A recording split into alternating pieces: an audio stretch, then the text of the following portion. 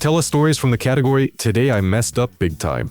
Today I messed up big time by spending way too long in the shower. I'm 19 and live with 3 roommates near campus. Everyone left for class, so I decided to toss a ready-made meal in the microwave and hop in the shower. When you live with 3 other guys and share a room with one of them, alone time is extremely limited. I hadn't planned to, entertain myself, but the moment I stepped into the shower, my morning ADHD capsule kicked in. Yes, prescribed medication. Suddenly, I realized I was naked and hadn't, had fun in a while. I thought, why not? I put on waterproof headphones for immersion, and just in case my roommates came back early, what was supposed to be a quick shower turned into a 40-minute full-blown seismic level solo session. I staggered out of the bathroom, a little wobbly. Then I noticed a strange smell, like burnt hair, which I initially ignored. I walked into the kitchen and saw enormous flames and the fire alarm blaring. Turns out, instead of setting the microwave for 4 minutes, I added an extra 0 and set it for 40. I basically incinerated the kitchen. I ran outside and called 911, but the firefighters were already en route. My neighbor had smelled the smoke and alerted them. The whole building had to be evacuated. We lost most of the kitchen and living room, and the rest of the apartment reeked of burnt hair. I ended up in the hospital for a few days due to smoke inhalation. Roommates were furious, and I could have died. But honestly, I now understand why some people are into thrill-seeking during solo sessions.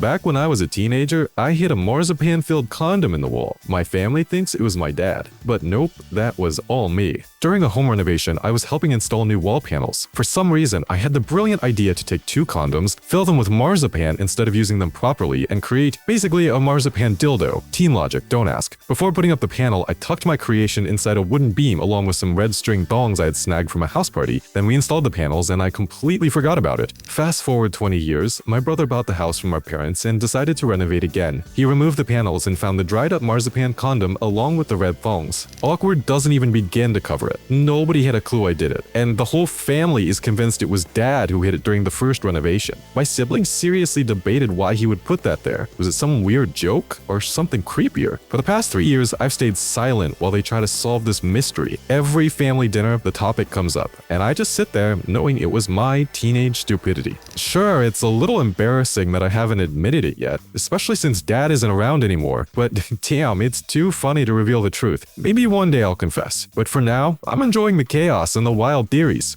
Today I messed up big time during a camping trip with my girlfriend's family. A couple of days ago, my 19-year-old self went on a 3-day camping trip with my 18-year-old girlfriend and her family. The first night, she slept in the tent with her mom, I shared a tent with her 22-year-old brother, and the dad slept separately. When everyone should have been asleep, my girlfriend sneaks over to my tent and wakes me up. Her stealth skills, let's just say rookie level. Her brother woke up as soon as she finished unzipping the tent. No big deal, we anticipated this from the start. The plan was simple. She says she needs to use the bathroom and I follow, giving me the cue to sneak away with her into the woods for some privacy without raising suspicion. Phase 1 of our secret mission. But I completely forgot the mission plan. Instead of whispering the code phrase, I accidentally asked her brother wanna come with us. Thinking it would look less suspicious with 3 people walking in the dark forest, he shrugged and said, why not? My girlfriend looked at me like I had just spoken in another language and said that if I didn't want to sneak off with her, I could go with her brother instead. Then she stormed off. I crawled out of the tent, not fully dressed, and went after her, and got lost. I approach a tent, knock, and whisper, babe, only to hear a voice. It's her dad. In my defense, it was dark, I was half asleep from a dream where, oddly enough, I was growing teeth on my tongue, and all the tents looked identical. Her dad asks what I'm doing barefoot in just my boxers near his tent. I mumbled at nature call and I was looking for someone to keep me company. He quickly realizes I meant his daughter and asks if I wanted her to, hold my hand or something smaller.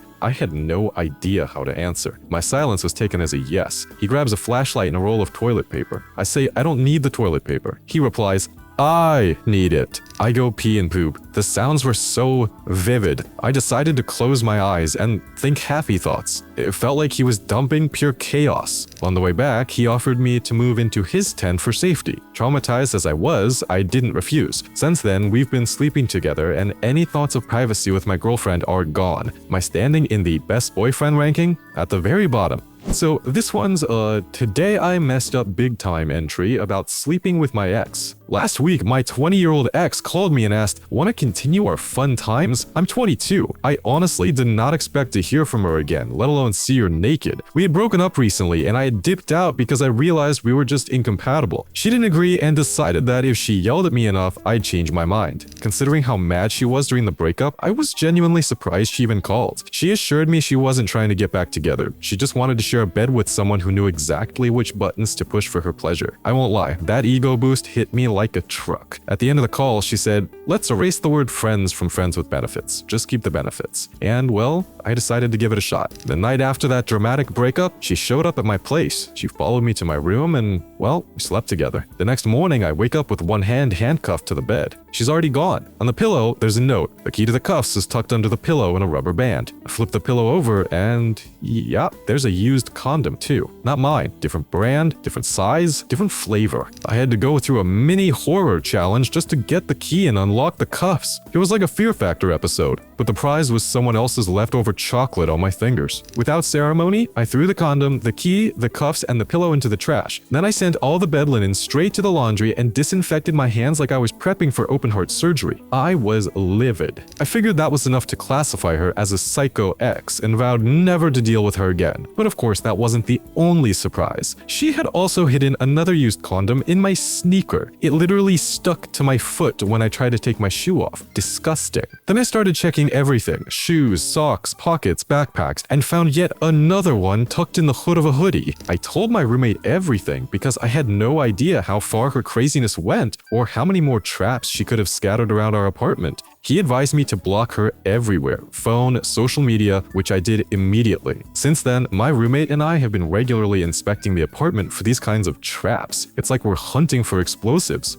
Today, I messed up big time by letting a woman into my house thinking she was suffering from heat stroke, only to discover she was a psychiatric patient. It all happened yesterday. I live in the UK during a record-breaking heat wave. Around 4 p.m., I was tinkering in my garden shed when I heard someone trying to open my back gate. Peeking through the crack, I saw an elderly woman who looked extremely overheated and unwell. She noticed me and started screaming, "Please help me, don't open this gate." I told her to come around to the front door. I ran through the house, let her in and said, "Sit down, I'll get you some water." She muttered incoherently, rocking back and forth, claiming she was lost. I assumed she was experiencing heat stroke and delirium from the heat and exhaustion. Poor woman, I thought I was helping. I run upstairs to grab a damp towel and a fan. When I come back, she's sitting on my couch, smoking and pleasuring herself. I freak out. "No, you cannot do that." But she just smiles and says how good it feels. Then she asks, "Can you help me?" No way! I tell her she needs to leave. Then she asks, "Do you have a dog?" Bingo. Finally a chance to get her out. I say yes and lead her outside to meet the dog. She collapses on the ground, panting and claiming she's dying, still holding her hand, well, you know where. And it's almost 40 degrees Celsius outside. I'm barely holding myself together, realizing she really might be in danger. I call emergency services and wait 5 minutes. The dispatcher says no ambulances are available and asks, "Is she conscious and breathing?" If she passes out, put her in the recovery position and fan her, then call back. Meanwhile, she keeps insisting she wants a dog and that we should roll around together. I try to coax her back inside, but she clings to me and attempts to kiss me. I realize there are only two options: carry her to the hospital across the street, or she could literally die from heat stroke. I tell her, "I know a very good dog across the street. Let's go." Her eyes light up and she follows me out of the garden. I convince her to pull on some leggings and start heading toward the hospital. All the way, she's trying to grab me and make advances. Emergency services call me back and I explain the plan. The nearest entrance is the EMT department or something similar, so I carry her inside. There's air conditioning and I sit her down on a chair, yelling for someone to help. A nurse rushes over with water and I leave her in their capable hands. From their reactions, it's clear they all knew exactly who she was, a psychiatric patient. As I'm leaving, she yells, "What about the dog to pleasure me?" The nurses exchange confused looks. I shrug and walk away. I get home, lock all doors and gates, and hop in the shower to wash off the sweat and remnants of that encounter. I haven't seen her since. Hopefully she's okay.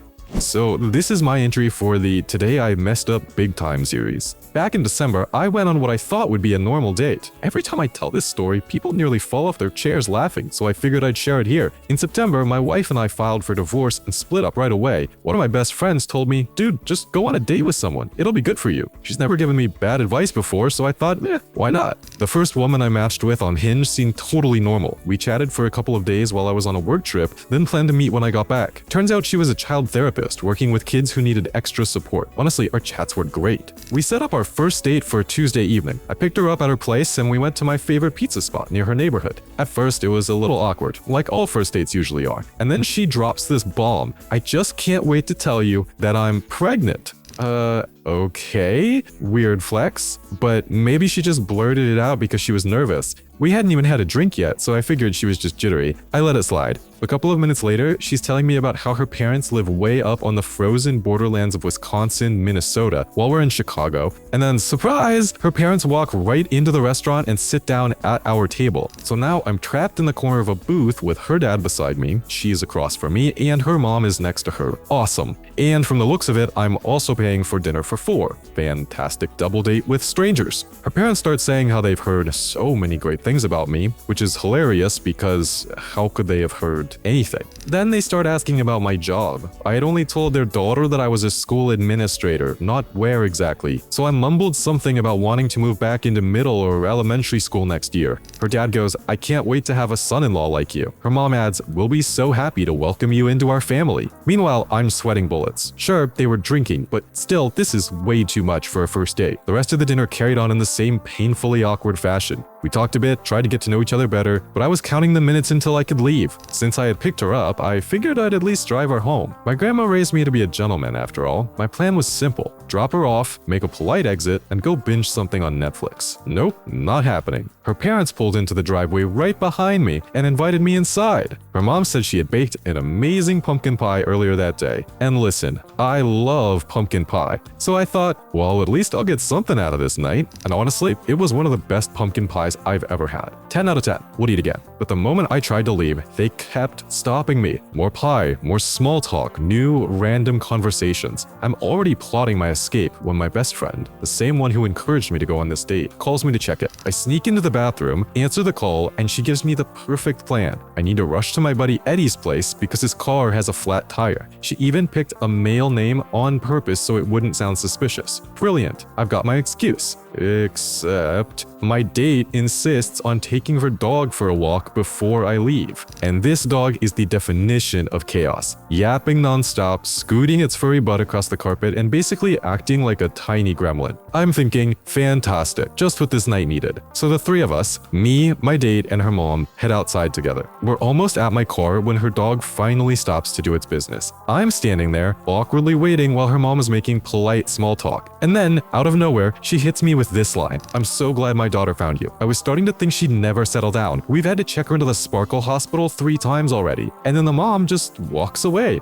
Excuse me? What? My brain is short-circuiting. I'm sweating, panic mode activated. I turn back toward my car and suddenly my date is hugging me, trying to kiss me, saying, "I love you and I can't wait to spend the rest of my life with you." Meanwhile, I'm like, cool, gotta run. Eddie needs me. I jump into my car, glance in the rearview mirror, and she's standing there calling me. I stupidly answer, and she goes, "You didn't say you loved me back." Before I can even respond, my best friend calls again. Lifesaver. I hang up on my date with the classic, "Sorry, important call," and answer my friend instead. I explain everything, and she's absolutely losing it, laughing so hard she can barely breathe. Meanwhile, I'm paranoid. Every pair of headlights I see behind me on the road, I'm thinking, oh no, it's her following me. So I hit the gas and bolt for the highway. So I'm speeding down the road like it's the final lap of Mario Kart, and of course, flashing lights in my rear view, a cop pulls me over. He asks, "What's going on? Why are you driving like this?" I unload the entire saga onto him. The weird pregnancy comments, surprise family dinner, the pumpkin pie trap, the Sparkle Hospital reveal, the "I love you" ambush,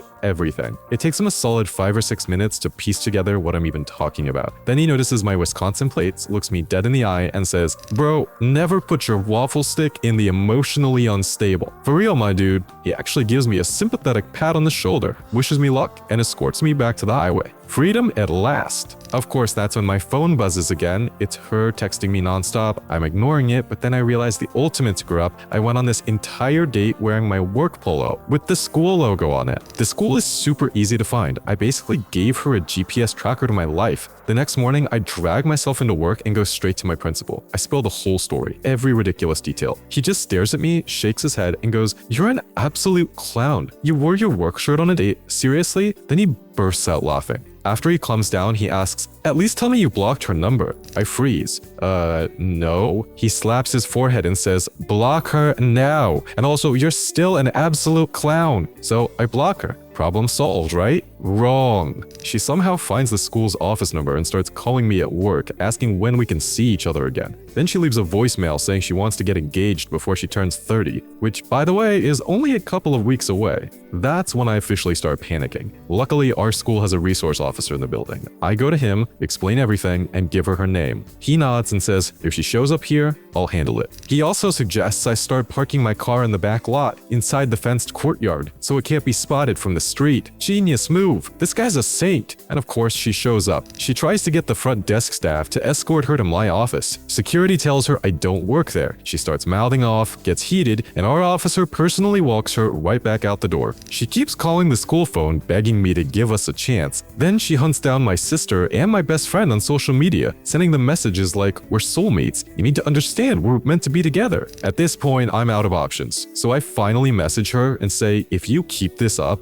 I'll report you to the big boss committee that regulates therapists for harassment and stalking. Total bluff. I had no idea if that was even a real thing. But it worked. She backed off. Things eventually quieted down. And that, kids, is the story of how I met your mother. Just kidding. But seriously, after that whole circus, I was terrified to even think about dating again. Today, I messed up big time during dinner with friends. My wife reminded me that it was time to spice things up. This happened last night, and only today did we finally calm down and stop laughing. My wife and I are just over 60. As you can imagine, with age, menopause, and all that, our intimate life requires medical assistance. Recently, a doctor suggested a new treatment to reduce her discomfort. About 10 days ago, a little tipsy after a couple of bottles of wine, we jokingly set a reminder with Alexa to tell us when the treatment ended so we could officially get to business. We recorded it as, David, time to spice up Fiona. Turns out Alexa didn't censor the word spice up. Fast forward 10 days, we completely forgot about it. Yesterday, mid-dinner with friends, Alexa suddenly announces, David, reminder,